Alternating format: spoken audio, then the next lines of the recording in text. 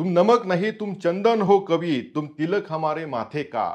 या काही ओळी ऐकून अनेकांच्या डोळ्यासमोर छावा चित्रपट आणि त्यातील शंभूराजे व कवी कलश यांची घट्ट मैत्री उभी राहिली असेल.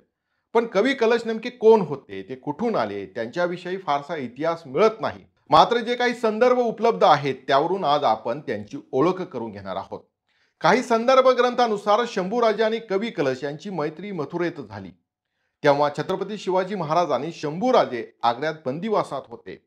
तेव्हा सुटका झाल्यानंतर शंभूराजांना नेमके कुठे ठेवायचा हा प्रश्न निर्माण झाला होता. शेवटी त्यांना मथुरेत सोडण्यात आले आणि तिथेच कवी कलश यांच्याशी त्यांची ओळख झाली. काही लेखकांचे मत असे आहे की छत्रपती शिवाजी महाराजांच्या सुटकेत कवी कलश यांचीही महत्वाची भूमिका होती. ही मैत्री केवळ मथुरेपुरती मर्यादित राहिली नाही. रायगडावर असो या शेवटच्या क्षणापर्यंत कवी कलश शंभूराजे सोबत कायम राहिले.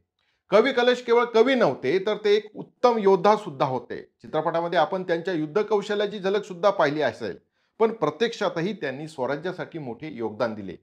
शंभूराजे रायगडावर नसताना शहाबुद्दीन खानने रायगडावरती हल्ला केला. त्यावेळी कवी कलश यांनी शत्रूला परतावून लावले, रायगडाचे संरक्षण केले. यावरून त्यांची युद्धनीती आणि धाडस आपल्याला दिसून येते. मित्रांनो, छावा चित्रपटामुळे गणोजी शिर्के यांच्याविषयी बरेच चर्चा झाली. अनेक वेळा गणोजींनी स्वराज्य विरोधात कट रचला होता.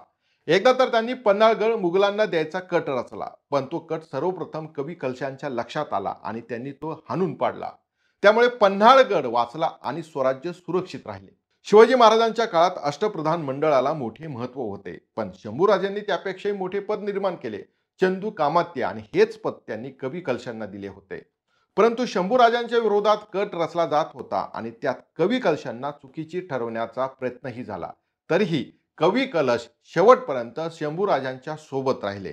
कवी कलश शेवटच्या श्वासापर्यंत शंभूराजे सोबत राहिले आणि शेवटी म्हणाले, राजा आम्ही तुमचे मीठ आहोत.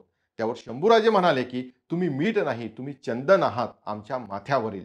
मित्रांनो, ही मैत्री श्रीकृष्ण आणि सुदामाच्या मैत्रीप्रमाणे अमर राहिली. मित्रांनो, तुम्हाला कवी कलशाबद्दल आणखी काही माहिती असेल तर खाली कमेंट्समध्ये जरूर सांगा आणि चॅनलला सबस्क्राईब करायला सुद्धा विसरू नका. मित्रांनो, या व्हिडिओमध्ये एवढेच. पुन्हा भेटूया एक नवा विषय घेऊन. धन्यवाद.